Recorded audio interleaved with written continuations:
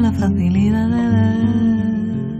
Aurrera eta atzera ibili ohi da idazlea fikziozko istorioak eraikitzean. Paisaia bere osotasunean hartu edo instant bat aukeratu unibertso bat sortzeko. Zebrak eta bideak Nerea Loyola idazlearen narrazio liburuan egoera ezberdinetan daude pertsonaiak eta halako batean bihurgunera iristean denek egin beharko dute alde batera edo bestera. Nerea, zebrak eta bideak deitu diozu bigarren liburuari? Bai, zebrak eta bideak da ipuinetako baten izenburua eta kasik bukaeran azaldu zitzaidan izenburu bat izan zen eta konturatu nintzen nolako simbologia, ez? Eta zenbat esan zezaken beste historiei buruz ere bai eta horrekin nintzen zuzenean.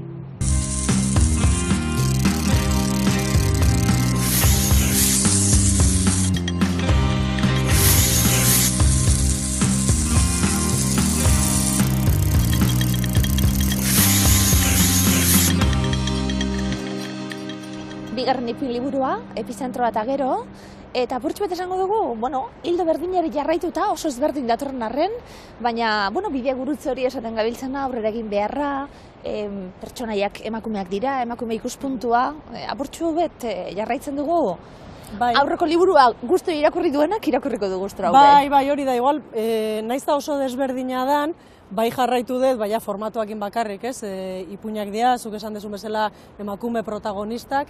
Egia da, saiatu naizela beste liburu horretan egin ez nituen gauzak egiten, baina bai, esango nuke asko edan duela bestetik ere, bai.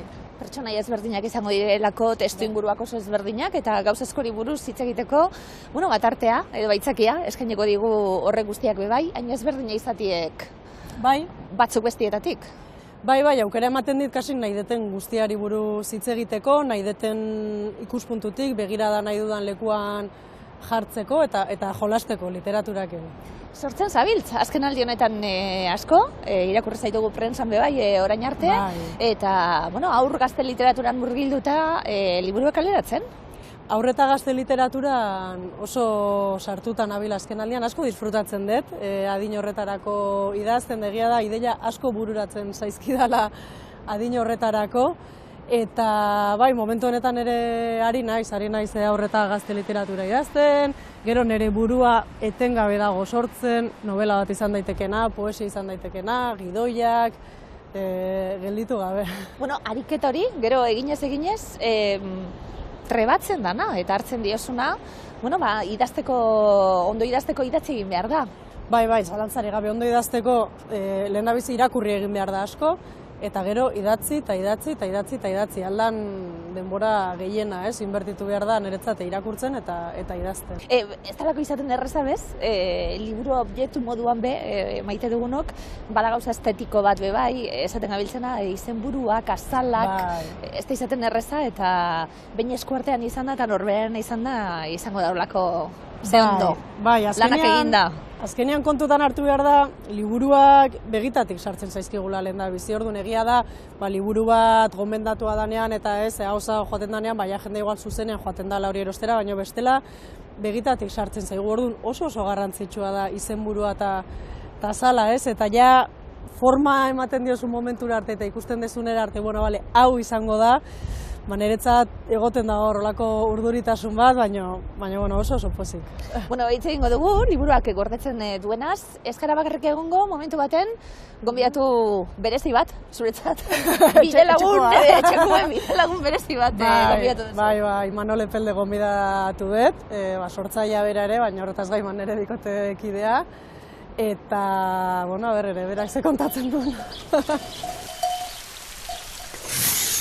Umearen siesta zaintzeko eskatu nionean, ardietatik berehala itzuliko nintzela eta lasai egoteko erantzun zidan Trinik Gozoro. Zebrak eta bideak, Nerea bigarren ipuin liburua, 6 ipuinez, 6 narrazioz osatutako liburua da, baina ipuinak luzeak dira. Sartu, pertsonaiak ezagutuko ditugu, lekuak, testuinguruak kokatuko da, sartuteko aukera ematen du ipuinetan. Bai, egia da, ipuinak luzera desberdinak dituztela, baina orokorrean bai dira nahiko luzetxuak eta bereziki esango nuke bi ipuin daudela. Ja, pixkat nobelaren pultsura gerturatzen dianak nolabait, eta bai, aukera ematen dute pertsonaiak ondo ezagutzeko, historiotan guztiz murgiltzeko. Nondik abiatzen da, ipuin bat? Nondik abiatzen da, historia bat?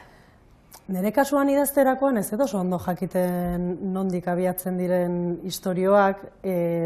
Izaten da pixkat, kasualidadez edo bapatean ez nabil istorio bila edo ez dakat alako mekanismo bat edo alako zerbait esateko, benga berri, idatziko dut, zerbaitei buruz, nola bilatuko dut, ez, izan daiteke konversazio bat entzuten detena, izan daiteke entzuten dut ikusten dudan zerbait, sentsazio bat, pelikula, liburu, nunbaitetik sortutako zerbait, ez dut oso ondo jakiten, baina gero bai, behin pizgarri hori sentitzen dudanean badakit pizgarri badala, eta ja gelditzen da buruan bueltaka, ez? Eta buelta, eta badago momentu bat konturatzen zeana, horrek forma hartu behar dula eta ipuin bat izango dela, ez? Gai ezberdinak jorratzeko aitzaki ematen du, ipuin liburu batek. Apurtxu bat lehen esaten egon garana, ipuinen bitartez, gai ezberdinei buruz eta egoera ezberdinei buruz hitz egin daiteke. Bai, esango nuke nobelaren aldean, narrazio ipuin liburu batek idazleari askatasun handia ematen diola. Azkenean, istorio desberdinak landuko dituzu eta istorio desberdin horietan gaitegia ere anitza izan daiteke, pertsonaien perfilare bai, egiturare bai. Egia danik, idazten dudanean, ez dauka sentsazioa gai batetaz hitz egiten ari naizenana. Nik idazten dut istorio bat, kontatu nahi dudan zerbait, eta gaia identifikatzearena izaten da pixkat ondoren egiten dudan ariketa bat, ez? Botatzen dut aurrena buruan daukadana, eta gero da paperean ikusi, eta zertaz ari naiz, ez? Nik zergaitik nahi nun kontatu hau edo zer da istorionek atzean daukadana, ez? Zer da niri barrura iristen zaidan hori, nik erabakitzeko ontaz hitz egin nahi dudala, ez? Eta orduan identifikatzen dut normalean gaia. Bide gurutze hori egongo dalako komunean, zebrak eta bideak, zebra bide baten aurrien danok stop txiki bat egin beharko dugu, ikusteko nola egin aurrera, bakoitza bere desirekin, bere beldurrekin, bere gertatzen dien kontuekin, esan du, sarreran, emakume begietatik kontatute egongo da, baina oso ezberdinak izango dira. Nerabe bat egongo da, ama bat egongo da, zarrabu egongo da, gazte bat ez dakin nondik ibili, oso abanikoa zabala da. Bai, lehen aipatu dugu pixkati, izenburuan irekitasuna eta simbologia hori, eta horregatik aukeratu nahi zuzen, 6 historia hauetako 6 emakume protagonistak nolabait egongo direlako bizitzak, eta igual gizarteak ere ezarritako bidegurutze baten, ez? Eta gainera, esan dezun bezala, bidegurutzean gelditu iten gara, baina gelditze hori izango da instante bat, aurrera jarraitu beharra dago. Bai, geldirik gelditzea edo atzera egitea ez da aukera bat, ez? Eta orduan, pertsonaia hauek jarri ditut ataka edo egunerokotasuneko bidegurutzetan ere, bai, ez da gertatzen, ipuin hauetan ez da gertatzen halako gauza handirik, ez dago pirotekniarik, ez daude gertakari izugarri larriak edo, ez, halako detonanterik ez dago, bizitzaren bidegurutze txikietan daude, baina bidegurutze horiek askotan ez dirain txikiak, ez, norberak bizi ditunean. Kaixo, nik aukeratu dudan liburua Moio izenburua daka, eta Katxalil Miner idazle hernaniarrak idatzi zuen. Eta liburua aukeratu badet, da uste dudalako nahiko liburu garrantzitsua o beharrezkoa dela, ez? Zergatik, jorratzaitun bigaiak nahiko tabu izan dira beti, ez, gure gizartean. Alde batetik transexualitatea eta beste alde batetik suizidioa. Liburu hau da idazlearen lagun bati buruz, Moio izena zuena. Eta gauza da, karo, 2007an honek bere buruaz beste egin zuen, eta liburu hau Katxalinek idatzitzen testigantza modun, pizkat gertakari horri buruz hitz egiteko. Orduan hori garai hartan oso gaia etzegon hain bezala, hain jorratua, eta horregatik esaten dut hau oso liburu garrantzitsu edo beharrezkoa dela, Nerea esan dugu, abia puntua dagoenean, istorio bat kontatzeko dagoenean, bilduma honetan zein narrazioarekin gertatuko dana, gero zein da jolasa idazlearena. Ezberdin kontatuta daudelako, egiturari dagokionez oso ezberdinak dira, esan dugu pertsonai dagokionez bai, oso pertsonai ezberdinak aukeratu dituzu, zein da jolasa, gero? Bueno, niri ipuinak idazteak ematen dit askatasuna handia idazteko, ematen dit leku bat esperimentatzeko, eta niri oso entretenegarria egiten zaidez. Azken batean, lehen aipatu dudan, txinparta hori edo pizten dudanean, badakit gero forma eman berdio dela horri ez, eta forma horretan dago, ze ahotsen bitartez kontatuko dudan histori hori, ze pertsonaia, ze tonu behar duen istorioak, eta ze egitura, ez? Azkenean, istoriotik istoriora, gainera ikusten da ipuin hauetan, 6 egitura desberdin erabili ditut, probatzen joaten naiz eta bilatzen, ez? Eta esperimentazio hori kasi jolas bat ere bada, ez? Ohartzen zarenean, aurkitu duzula, istorio horrek behar zuen tonua, egitura, begirada, olako garaipen txiki bat edo ere sentitzen da, ez? Bada, bilatutakoa, hasiko gara, zuri kontatzen hasiko natzaizu istorio bat, lehenengo ipuinean esate baterako, elkarrizketa guztiak idatziz joango dira, kursibantzeko baten, bigarren ipuina etorriko da, eta elkarrizketak izango dira, eta bar. Zer da zailena idazterako orduen? Dialogoak, dinot, lekuak, amaierak, zer da? Nei, esango nuke, niretzat zailena idazterakoan informazioaren dosifikazioa izan daiteke behar bada. Zer esan nahi dut honekin? Novela batek aukera ematen du estensio aldetik apur bat luzatzen, badauka halako beste arnaz luzeago bat novelak, eta deskribapen bat gehiegi luzatzen baldin baduzu, ez da igual ezer gertatzen, baina narrazioaren ezaugarrian eretza da izan behar duela beharrezkoa den luzera, eta eduki behar du beharrezkoa den informazioa.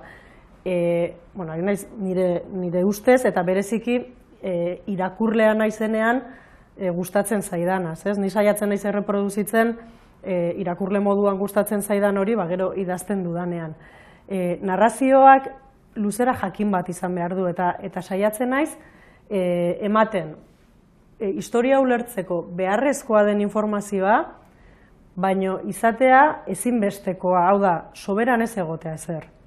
Eta niretzat hori da ariketa zailena, nire historiotan bete egoten da, edo saiatzen naiz, halako beti misterio edo tentsio puntu bat, irakurleak pentsatzen zer gertatzen da hemen. Nik nahi dut ulertzea zer gertatzen den, ez dut nahi ipuina bukatu eta irakurleak esatea, ez dakit zer gertatu den, orduan da, nola eman informazio nahikoa, nola dosifikatu informazio hori nik kontatu nahi dudana jasotzeko, baina neurrian. Iruditzen zait, amaierek, hasita amaitu egiten direlako ipuinak, eta esaten zabiltzen oso ondo ulertzen da, eta elipsi horiek eta orrazketa lan azuk egindako gauza bat izango da, baina irakurle moduan jaso egiten dugu informazio guztia, iruditzen zait ez dagoela horren beste lanik gure aldetik imaginatzen kontuak oso ondo jarrita dagoelako guztia. Amaier hori bai, hor bai, ni irakurle moduan geratu naiz, zer gertatuko da honekin? Urrengo egunin hau gertatuko da, urrengo egunin hau egingo du, urrengo baten hau gertatuko da. Badaude, honelakoek, amaitu egingo da, baina ez da bez amaiera itxi bat. Bai, azken batean,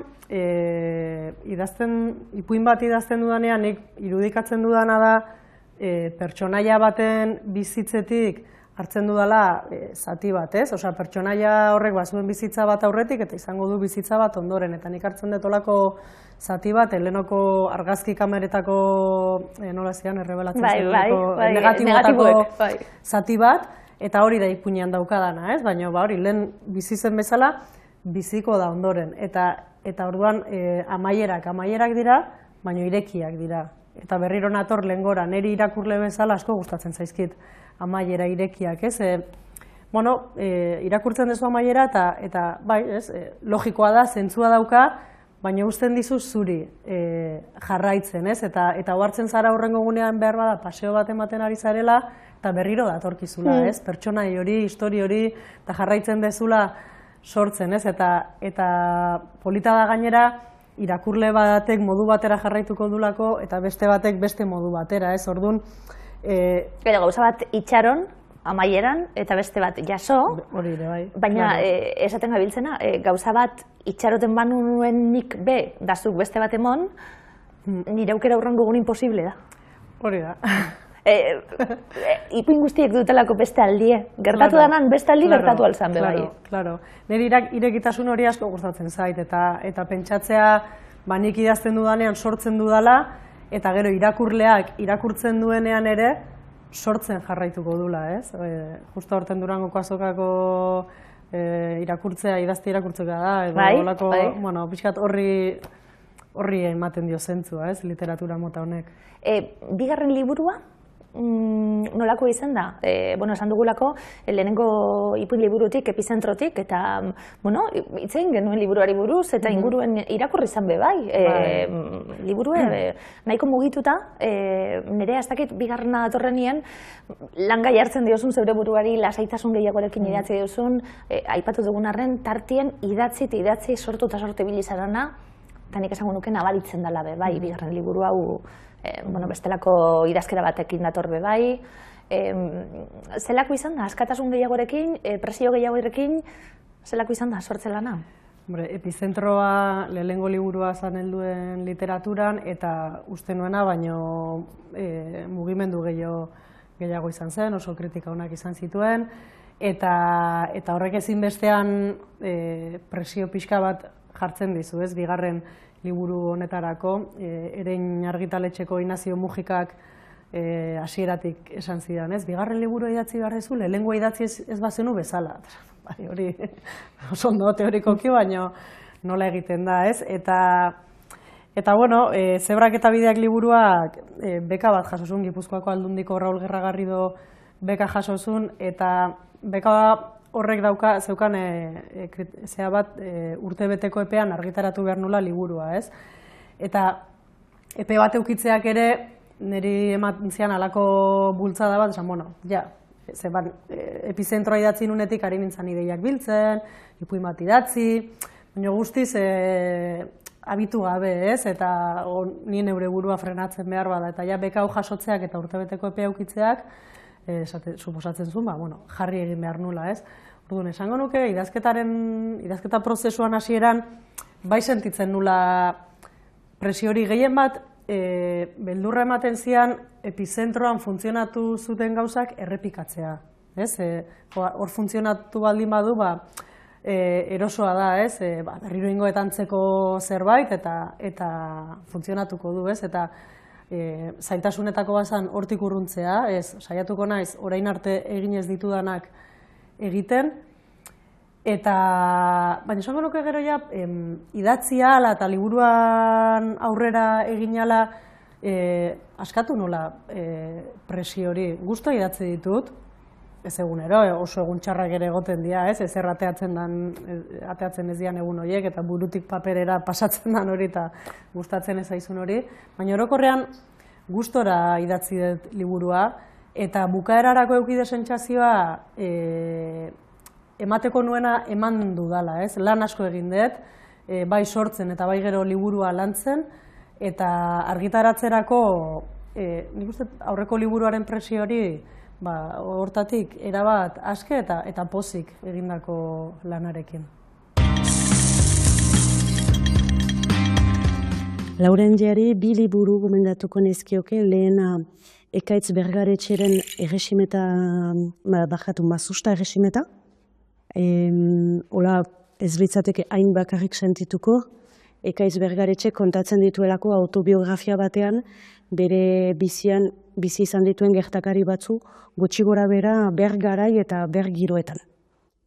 Eta bigarrena, gomendatuko nioke Jakin aldizkaria, lahazkan honetakoa, memoriaren gatazka eta gatazkaren memoria. Hor agertzen direlako hainbat lekukotasun garai horiei buruz, bai borroka armatuak bizirik zirauen garaiei buruz, eta ere borroka armatua gelditu den garaiei buruz, eta aniztasun hori pentsatzen dut gustatuko litzaiokela. Stephen Kingen The Shining, diztira euskaraz. Niri beldur handiena ematen zaidana mamuak dira, eta eleberri honetan mamu asko agertzen dira eta oso izugarriak dira. Bueno, Gaimon Kenoren estilo ariketak, Xabier Olarrak itzulitakoa, eta Olarrak beak hitzaurren dioen bezala, agian itzuli ezina zen liburu bat, lortu zuen itzultzea. Eta Ponsol bezalako kapelagileari gustatuko zitzaioken liburu bat, izan ere, liburu honetan, nene honek kontatu ditut, 21 modu ezberdin kapela izendatzeko beraz. Estilo horiketak, edozein idazlek, edozein irakurlek, hizkuntza nola bihur liteken erakusteko modu bat. Ez nengoen kexatzeko nire janzkeraz gaurkoan. Kapela berri bat estreinatzen nuen, askiko kina, eta oso dotore iristen nion soingaineko bat. Imanol, lehenengo irakurketak zeure begietatik pasatzen dira? Bai, ez naiz bakarra izaten, baina nereak esaten dianean ipuin bat bukatu xamar daukala, edo egin xamar daukala, nik izaten dut ipuin horiek irakurtzeko ohorea. Eta hortxe ibiltzen naiz, formazioz irakaslea naiz, eta irakasle horiek boligrafo gorriarekin ibiltzen garela beti, akatsak nun bilatuko, eta nerearekin gertatzen zait, ez dut akatsik bilatu, ondo ikuste dut. Kontua da, handik gutxira, akaso beste berzio bat ematen didala, ez? Hobetua, auto-hobetua, batek eta besteak esandako kontuekin. Eta berzioz berzio, ipuin horiek, liburuan ikusten ditugun ipuin horiek, ipuin asko dauzkate atzetik, ez? Batzuk urtetako ibilbidea, ez? Eta iritsi dira momentu honetara, oain dauden bezala, ez? Baina bide luze bat egin da, eta horrekin ere gozatzen, ez? Ikustea zein izan den bilakaera, eta hasierako berzioak ikusiko bagenitu, akaso ezagutu ere ez genituzke egingo, ez? Baina irakasle esan duzu, sortzaile be bai, idazle be bai, baina esan duguna, lagun min izan da nahizu onena batentzat, baina gero oso implikatuta zauz, zeu bai, nerea erakusterako orduen be bai. Nahi dut esan hau, zabaltasun handiarekin egin behar dela inorrez mintzeko. Bai, da, momentu egia da, konfiantza handia ematen didala, ze kritikoa da, eta gustatzen ez zaionean, ez zaio gustatzen eta adierazten du. Baina, intimidade horrek ere badauka, ez? Be alde hori eta batzutan gertatu izan zain nire ustez oso ipuin on bat sortu, berari pasa, eta berak esan ezetz, eta ni pikatu, nola ezetz, ez? Nik agona zen, eta gero, buelta eta egia da, konturatzen zehala, igual baseola, ez? Nondik heldu edo nondik landu, baina, Polita izaten da bukaerekin, eta horrela bukaerak, hitz guztiak ondo neurtuta eraman behar dira ipuin guztien zehar, baina batez ere bukaerak dira, akaso, nire ustez, klabe handia, ez? Azkenean ipuinari nolabait ere osotasun bat ematen diotelako, eta orduan, ze ulertu duzu, zer ez duzu ulertu? Hor pixkat irakasle papel egual nik hartzen duz, lehen aipatu dugun informazioaren dosifikazio hortan, pasatzen dizkiot batzutan igual informazio gutxi egikin, da, ze ulertu duzu, eta beretzat. Nik hau ulertu, honekin gelditu naiz, hau iruditu zait, eta gero beste irakurle batzuk ere nola izaten dituen ipuinak, kontrastatzen dira iritzi horiek, kontrastatzen dituzu iritzi horiek, Baina egia hitz bat kendu edo jartzeak ipuinaren bukaera edo esaldi bat gehitzeak edo kentzeak zea guztia aldatzen dula, ez? Sinestezina hitz gutxi batzuk nola aldatu dezaketen horian, ez? Eta horren ni hor haitzen naiz nire iritzia ematen.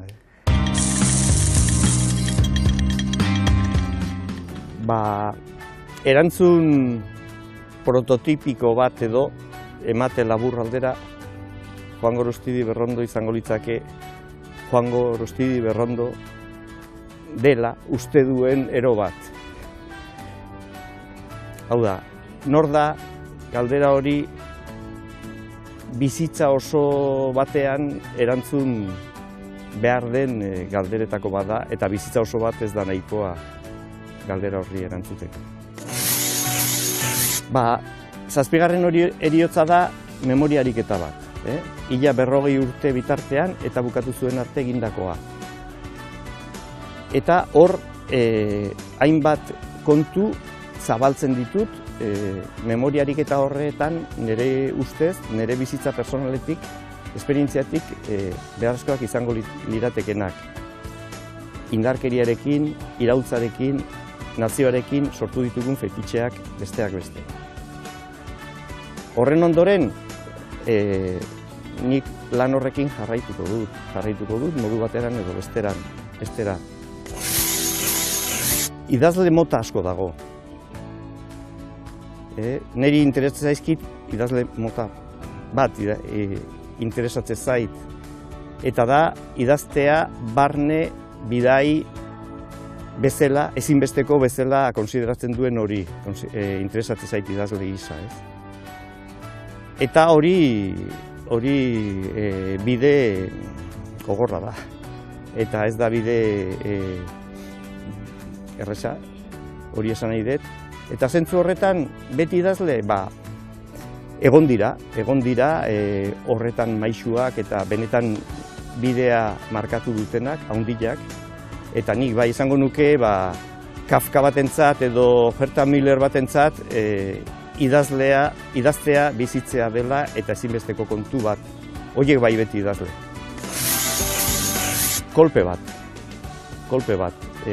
Bizitzak ustekabean askotan lagun batek, berri batek ematen dizun kolpe bat eta baldintza batenpean idazten denik. Hau da, erantzunik ezagutzen ez dudan zerbaiten bila jartzen naiz idazten. Hasi berri bat. Idazle hitza handiegia egite zait egia esan. Idazlaria naizela esango nuke. Idaztea momentu honetan da lan bat nire buruari jartzen diodana, interesgarria egiten zaidalako, niretzako eta baitare nolabait komunitateari egin aldiodan kontribuzio gisa. Ez. Idazteak askoz gehiago du frustraziotik zoriontasuna deitzen dugun horretati baino. Zoriona daitz bat zoritik datorrena eta zoria izan diteke ona edo txarra. Ezin dugu modu afirmatiboan ikuste definitu. Afirmatiboan definitu litekena da nahi gabea, atxekabea. Hori modu afirmatiboan egin liteke. Zoria nik uste ez dugula ez da bilatu behar ere, ez gutiziatu behintzat. Gertatzen dana, gertatzen da. Personaia publikoak oso agenda estua izaten dute, oso beteta daukate bere bizimodua, eta hortik zirrikitu bat egiten dutenean izaten da istripu bat izan dutelako medikuaren gana korrika edo psikiatraren gana jotzeko. Nik ez dut taitxia opari gisa ulertzen, kontuan izan da gainera nik praktikatzen dudan taitxia burruka sistema badela, ez dela erlajazio sistema. Gauza bat sortu, askotan esaten duguna, sortu edo zuretzat idatzi edo ipuin bat egin, da beste gauza bat hori erakutsi egiten danean eta kaleratzen danean. Lehenengo liburutik bigarrenerako alde hori bebai esaten gabiltzena, azkenien esan duguna, geure ilunek eta geure sekretuek bikotarreman bat badago eta gero idazten bazu eta badakizu edo ama alaben arteko nelako aferak da badakizu amak irakurriko duela. Zelan egin hori, dinot, kanpotik batak bestiek gupe bai egiten dugu, irakurleope bai egiten dugu lan hori, baina nola izaten da, noraino sartu, noraino biluztu, noraino erakutsi, badago lotxa hori? Gertatu izan zaigu, nik azkenean nik fikzioa egiten dut eta guztiz asmatutako istorioak dira, baina idazle guztiok geure gauzetatik idazten dugu, hau da, ehuneko ehuna ez da asmatua, ez? Eta orduan ipuin hauetan gauza batzuk bai dira oso nireak eta gauza batzuk dira gureak, ez? Eta segun ze ipuin pasa izan dio danean batzutan esaten dit, ez hau. Hori ni naiz, nire eskuak dira horiek. Ikusten dunean igual gizon bat jarrera ez oso zeatekin da. Ze hori nik eta ez hauetzea horrelako egoerak eukitzen ditugu, baina ez nuke esango konflikto izateraino, ez? Orain Imanolek berriro sorkuntzaren bideari helduko diola igual gertatu zego ja egunen baten olako anekdota bat eta apuntatzen da, ez apuntatu zu hori nik apuntatuko dut eta ez olako egoerak. Bai, egunerokotasuneko gauza asko islatzen dira horrez eta bai, nik nire buruare ikusi edo horre pertsonaia batzutan, zure amarenak edo, bueno, azkenean semeenak edo egunerokotasunarenak, ez? Azkenean, esango nuke, hemengo pertsonai bat behare, ez naiz ni eta ez da bera, baina hemengo pertsonai guztiek daukate nita zerbait, eta askok, Imanoletaz ere bai, ez? Azkenean, konbibentziatik, gauza asko traslatzen dira gero sorkuntza. Liburuaren bukaera berezia da, esango dugu, bai Zebrak eta bideak izeneko ipuina da, azkena, liburuari izen ematen dio. Oso giro baten sartuko garalako, liburuan hasieratik, eta azken ipuinean girori guztiz ezberdina da, atzera egingo dugu denporan be bai, sartuko gara bestelako gatazka batzutan orain arte, ez dakit, sentimentu aldetik edo sozialagoak izan dienak eta sartuko gara. Zelan ordenatzen da liburu bat? Hori pentsatzen egoten nahielako. Ze hona laugarren ipuina, ni honekin asko nintzen, ez, lehenengo, bigarrena. Nola egiten da lan hau? Sekulako lana da? Bai, ariketa hori adibidez Uxu Errazkinekin egin nun, editoreakin, faktore desberdinak hartu berdialako kontutan. Dago ipuinen luzera, narratzailearen ahotsa lehenengo pertsonan, hirugarren pertsonan, istorio mota, ipuinen erritmoa, gauza asko hartu berdira kontutan, eta hori denak kontutan hartuta berak egin zian alako proposamen bat, nahiko garbi geneukan Zebrak eta bideak ipuinak bukaeran joan behar zuela, pixkat bestetatik desberdina delako, zuk aipatu dezun horregatik, kokatuta dagoen garai eta giro politiko horrengatik, eta hainbat orden bidali zizkidan, eta nik behar bada lehendabizikoa jarriko nuke hau, irakurle engantzatzeko, eta ez, baina beste honek funtzionatzen du, horrela ibili, proba desberdinak egin, eta honetxekin. Eta gero bukaerako ipuin hori da bereziki familikoa, bereziki unkigarria, familian bizitako kontuak eta negar egiterainoko unkidura sortu duna inguruan ere, garaiaiek gogoratzearekin, eta nik uste dut badukala azken ipuina bereziki zuretzako ere. Baina oso liburu garaikidea, esaten gabiltzena, liburu zuen zier, ze pertsonaia dizen, ze liburu hitz egiten den, ze giro dauen, baina ere, egoera gatazkatxu batera, Euskal Herrian bizi izan dugun egoera gatazkatxu batera bueltatzen garanien, nabaritzen dabe ikuspegi oso garaikidearekin idatzita dagoela, eta kontatzen dela, eta kontatzen den modua, orain egiten da, orain arte zein esan da. Eta gehien bat, nire helburua etzalako Euskal Gatazkari buruzko ipuin bat idaztean. Fonduen dau. Hor berriro ere idatzi dut, neska nerabe baten istorio bat, eta markoa da Euskal Gatazka, ez? Eta egia da, garaikia dela ikuspegia, eta egia da, oso gertutik ikutzen hauen historio badala, nire familia dela eta nire orain arte ez nintzen gai horri buruz idazteko eta liburu honekin gai izan naiz eta oso polita izan da, baita ere. Etxien, zeuek sortzen eta ikusten badabien etxien, etxeko txikizenek zer egiten duten gurasoek eurepe bai.